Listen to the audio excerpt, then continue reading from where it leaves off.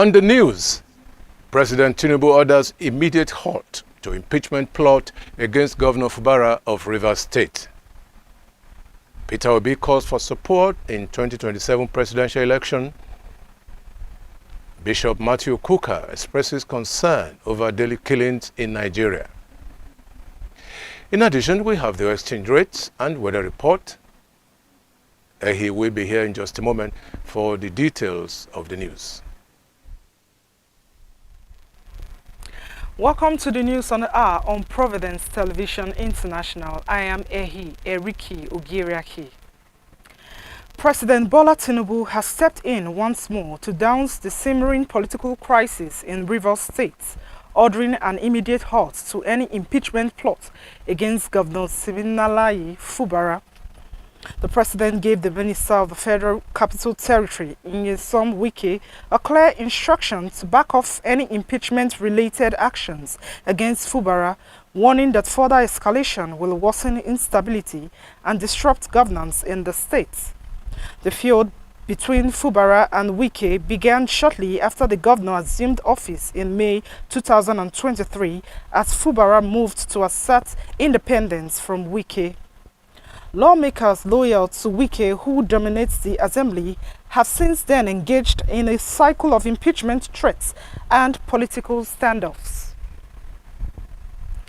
Former Anambra State Governor Peter Obi has called on supporters to back him up at the grassroots level to enhance his ambition to contest the 2027 presidential race.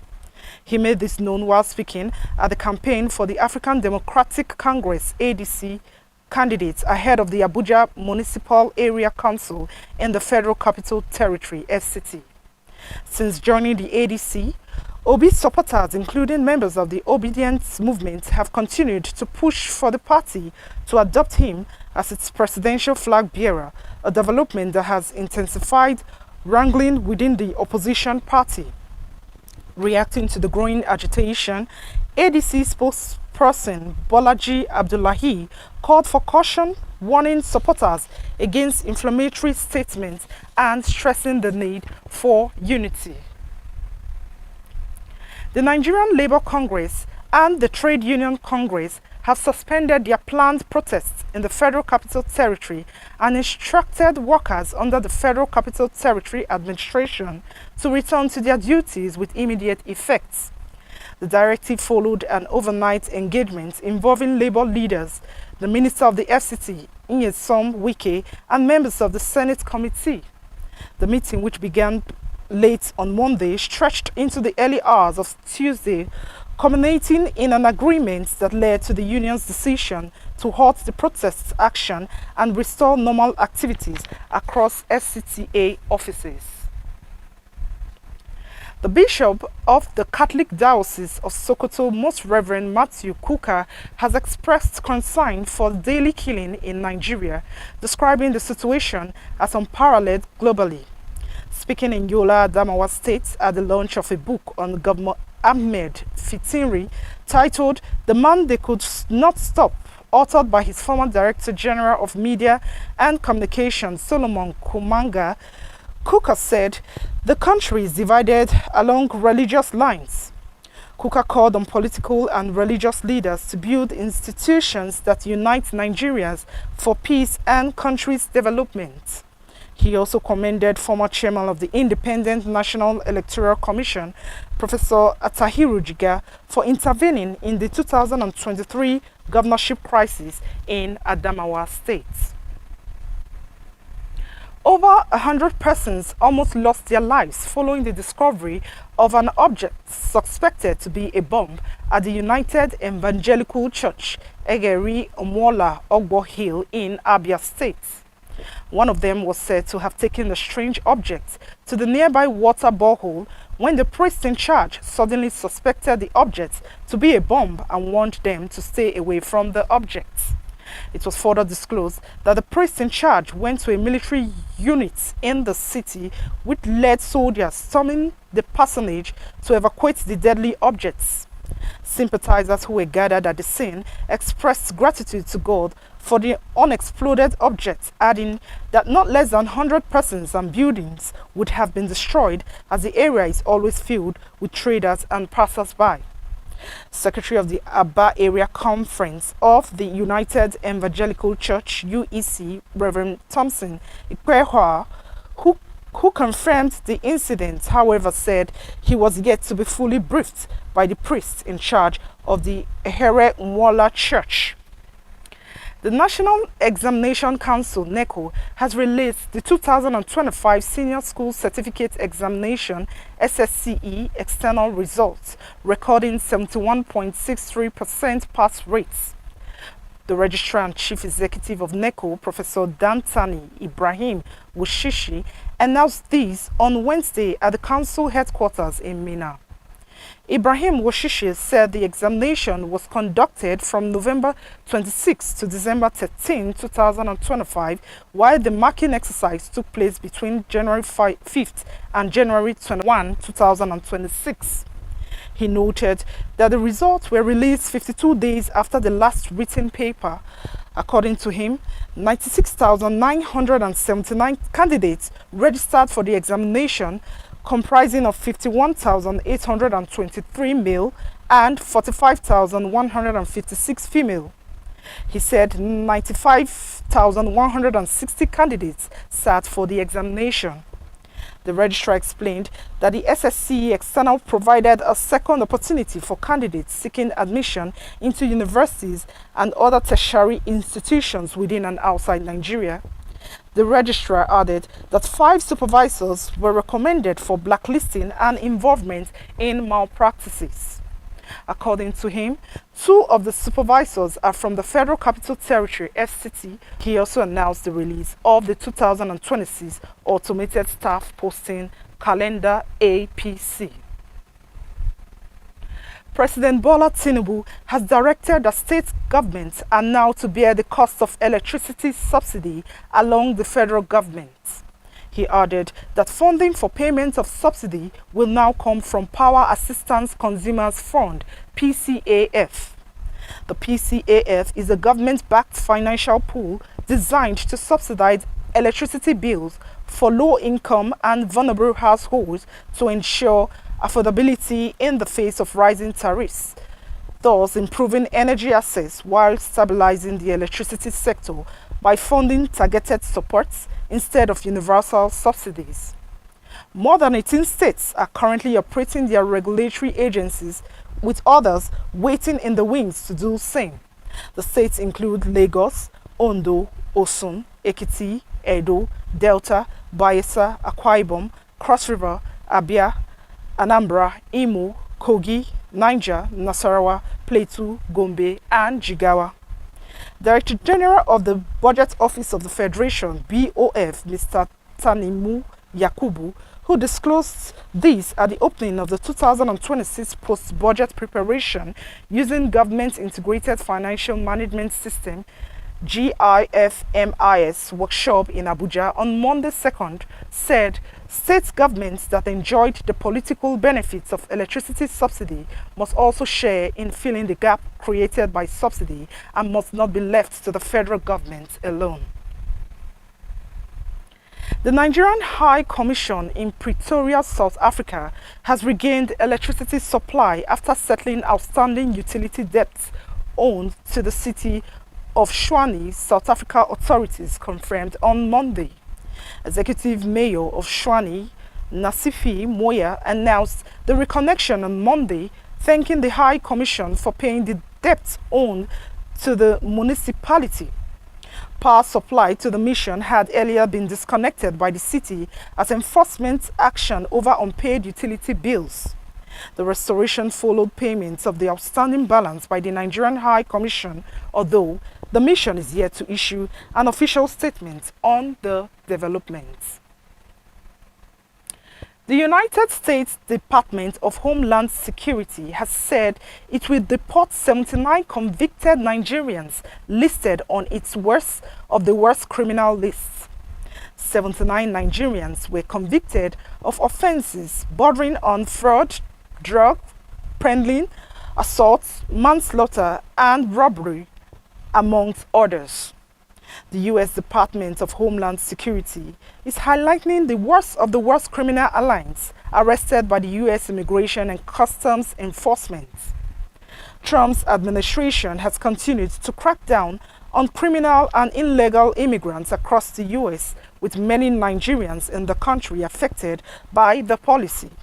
However, some Nigerians went into hiding while others are returning home secretly over the intensified deportation campaign led by President Donald Trump Immigration and Customs Enforcement. And now to sports. Al Nassr forward Cristiano Ronaldo has gone on strike at Al Nassr, refusing to play for the Saudi Arabia Pro League club amid growing dissatisfaction with the team's management and financial backing. The dramatic development unfolded as Al Nassr faced Al Riyadh, with Ronaldo absent from both the starting lineup and the substitutes bench. Ronaldo's frustration against the club's leadership is tied to what he sees as unequal support from the Saudi Public Investment Fund, which holds majority stakes in 4 of the Saudi League's biggest clubs. Atletico Madrid have completed the signing of Nigerian international Ademola Lookman from Atlanta for a 4-year deal that runs until 30th June 2030. Confirming the signing, the team's manager stated that Lookman passed his medical test and afterwards signed his contract with the club's chief executive officer, Miguel Angel Gil, born in London on 20th October 1997. Lookman developed through the youth systems of Waterloo FC and Charlton Athletic, marking his senior debut for Charlton in November 2015.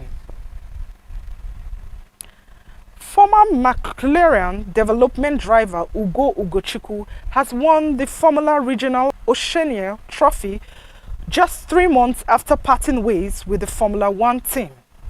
The 18-year-old claims the title with 4 wins from 15 races, finishing 15 points clear of Audi F1 Junior Freddie Slater.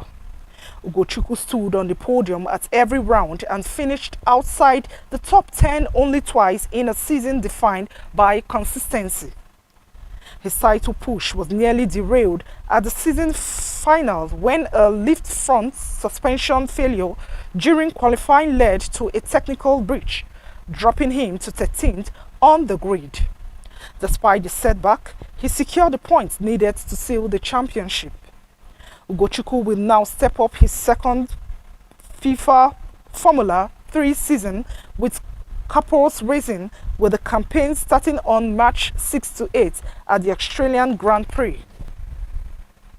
Demond Wilson, an American actor who later became an evangelist and widely known for his role as Loman in the popular sitcom Sanford and Son in the 70s, died on Friday, January 30th, 2026 at the age of 79. According to family sources, a date for his funeral will be announced in due course.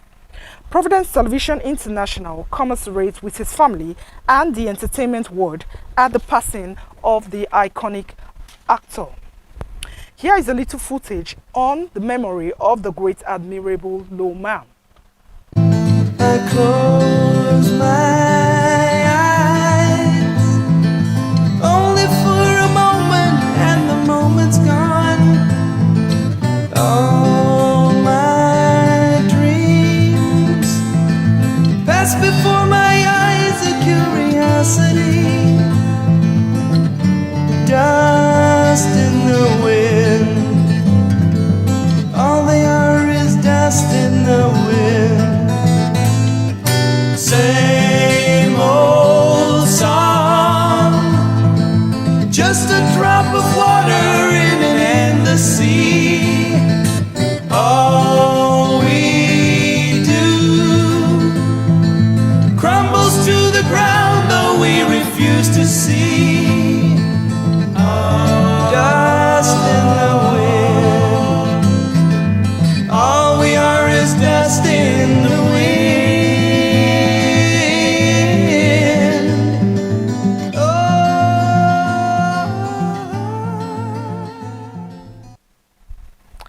May his gentle soul continue to rest in peace.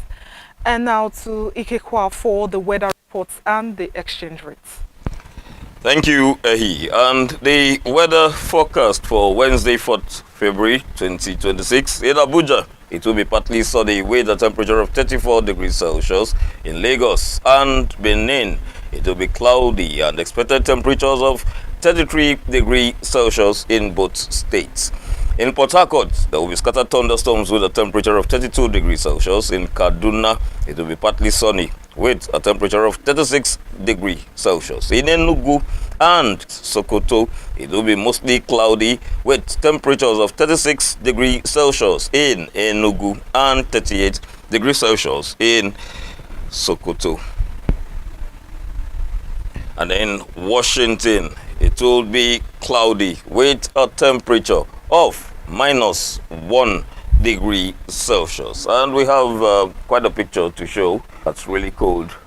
Really cold in Washington. Moving over to the next forecast in London, it will be cloudy with a temperature of 9 degrees Celsius. And in Johannesburg, it will be partly sunny and quite hot with a temperature of 30 degrees Celsius.